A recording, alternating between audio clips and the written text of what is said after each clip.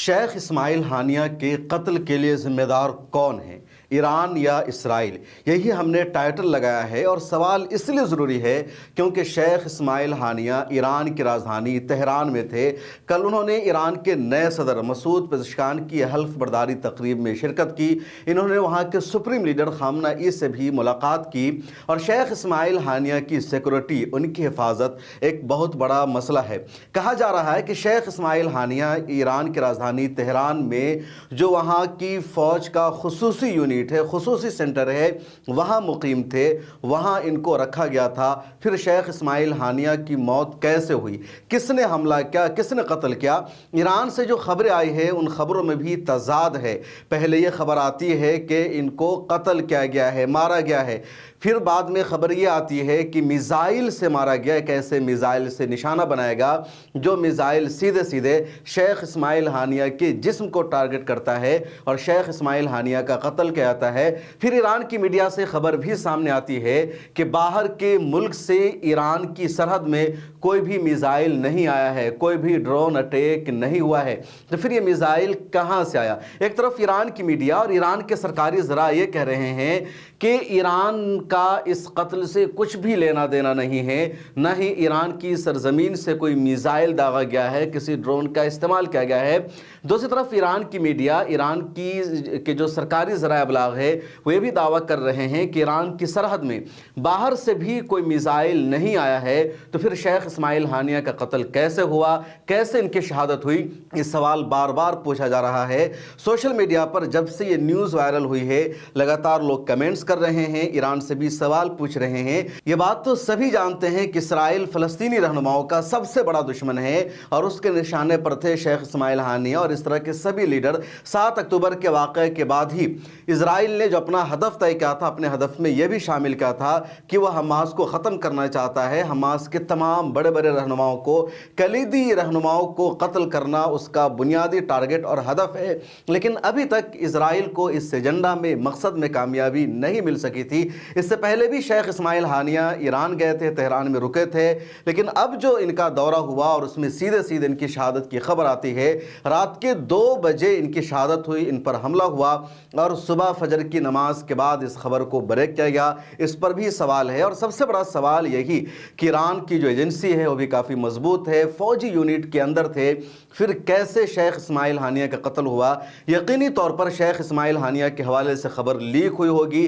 کس نے خبر لیک کیا؟ کیا ایران کی جو انٹیلیجنس ہے یا ایران کی جو آرمی ہے، وہاں اسرائیل کے جاسوس موجود ہیں، وہاں موساد کے جاسوس موجود ہیں، شن بیٹ کے جاسوس موجود ہیں؟ آخر کس نے خبر کو بریک کیا؟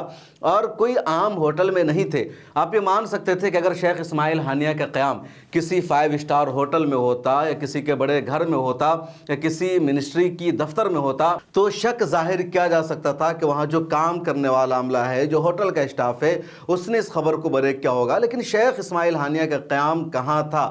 کسی کو خبر ہی نہیں۔ صرف فوج کو خبر رہی ہوگی، یا پھر وہاں کی انٹیلیجنس کو، پاسداران انقلاب کو، کیونکہ فوج کے ہیڈ کوارٹر میں ان کو ٹھہرایا گیا تھا، اور وہاں سیدھے سیدھے ان کے روم کو ان کو نشانہ بنایا گیا۔ ساتھ میں ان کے پی اے اور جو باڈی گارڈ ایک تھا اس کو بھی قتل کر دیا گیا۔ تو لوگ سوال اٹھا رہے ہیں، ان کے سوالوں میں سچائی ہے، سوالوں میں جان ہے کہ ایران سے سیکورٹی میں چوک ہوئی ہے۔ ایران نے کہیں نہ کہیں اس پورے معاملے میں نااہلی کا ثبوت دیا ہے، اور اب ایران کی طرف سے جو بیانات سامنے آ رہے ہیں، ایسے بیانات پہلے بھی سامنے آئے ہیں، لیکن خود ایران اپنے لیڈروں کے قتل کا بدلہ لینے میں ناکام نظر آ رہا ہے۔ پچھلے دنوں ایران کے صدر کا قتل ہوا، ہیلی کاپٹر حادثہ تھا، اس پر بھی لوگوں نے سوال اٹھائے کہ ایک ساتھ ایران کے صدر کا، ایران کے وزیر خارجہ اور کئی بڑے بڑے ذمہ داروں کا قتل ہو گیا، یا حادثہ میں وہ ہلاک ہو گئے۔ کہ قدرتی حادثہ تھا یا کسی کی سازش تھی، ابھی تک وہ تفتیش مکمل طور پر سامنے نہیں آ سکی ہے۔ بنیادی طور پر ایران نے اپنی تفتیش میں یہی کہا تھا کہ وہ قدرتی حادثہ تھا، کسی کا ہاتھ نہیں تھا۔ لیکن آج جس طرح ایران کے راجدھانی میں محفوظ زون میں شیخ اسماعیل ہانیہ کا قتل ہوا ہے، اس سے سوال اٹھنے لگا ہے اس حادثہ پر بھی کوئی شاید کسی سازش کا नतीजा था, वो नेचुरल और कुदरती हादसा नहीं था। और अब इतना बड़ा हुआ, ईरान के सुप्रीम लीडर खामनेई का बयान सामने आया है कि ईरान इस हमला को बर्दाश्त नहीं करेगा। शेख इस्माइल हानिया का जो कत्ल हुआ है इसका बदला लिया जाएगा, इसका जवाब दिया जाएगा।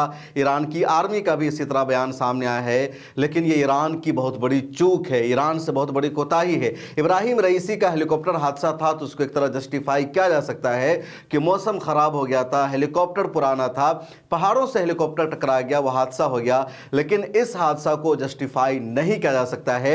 और सवाल है ईरान के इंटेलिजेंस पर, ईरान की आर्मी पर, ईरान की हुकूमत पर, ईरान की राजधानी पर कि कितने महफूज जोन में ठहराया गया और उसके बावजूद यह हमला कैसे हुआ।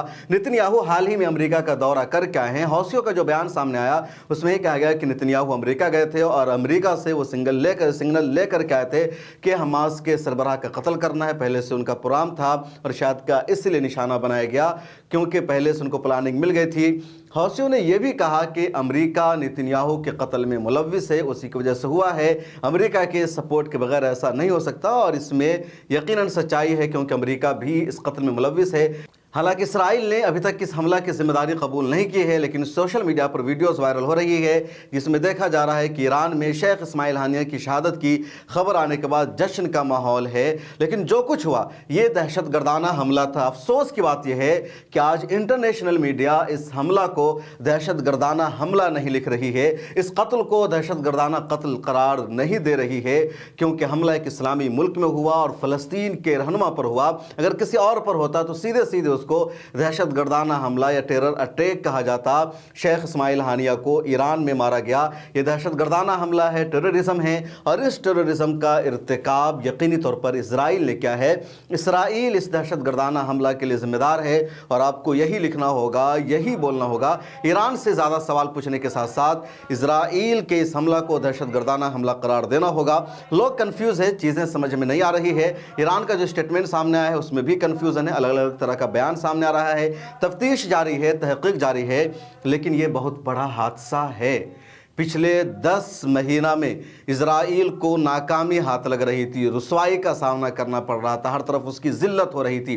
अपने एक भी यरगमाली को इजराइल आज़ाद नहीं करा सका और अब शेख इस्माइल हानिया को उसकी बहुत बड़ी कीमत अदा करनी पड़ी कि खुद इनको शहीद किया गया। शेख इस्माइल हानिया की एक वीडियो सोशल मीडिया पर वायरल हो रही है, मैंने भी ट्वीट किया उस वीडियो को, जिसमें शेख इस्माइल हानिया कह रहे हैं कि मस्जिद अक्सा की आज़ादी के लिए, फ़लस्तीन की आज़ादी के लिए, गज़ा पट्टी की तामीर नौ के लिए, इस फ़लस्तीन की बाजियाबी के लिए हमें अपनी जानों का नजराना देना होगा, अपने माल का नजराना देना होगा, अपनी औलाद की कुर्बानी देनी होगी। सब कुछ को निछावर करने के लिए हम तैयार हैं और ये बातें सच साबित हो चुकी है। अभी से पहले शेख इस्माइल हानिया की फैमिली के 70 अफराद शहीद हो चुके हैं और ख़ुद आज शेख इस्माइल हानिया ने भी अपनी जान आफरी के सुपुर्द कर दी है। आलम इस्लाम के लिए बहुत बड़ा हादसा है। दुनिया के कई रहनुमाओं ने इस पर सख्त रद्द अमल का इजहार किया है। मिडिल ईस्ट में एक नई जंग भी छिड़ सकती है, हालात बहुत ज़्यादा ख़राब हो सकते हैं और हमास की तरफ से इसका सख्त रद्द अमल भी दिया जा सकता है। इस वीडियो में इतना ही, आगे हम इस पर मज़ीद अपडेट आपको देते रहेंगे। लेकिन एक सवाल है कि शेख इस्माइल हानिया के कत्ल का असल जिम्मेदार कौन है? कमेंट सेक्शन में अपनी राय ज़रूर लिखेगा। फिर मुलाकात होगी। मिल्ला टाइम्स का काम अगर आपको पसंद आता है तो हमें फाइनेंशियली सपोर्ट कीजिए। डिस्क्रिप्शन में अकाउंट की डिटेल्स मौजूद है।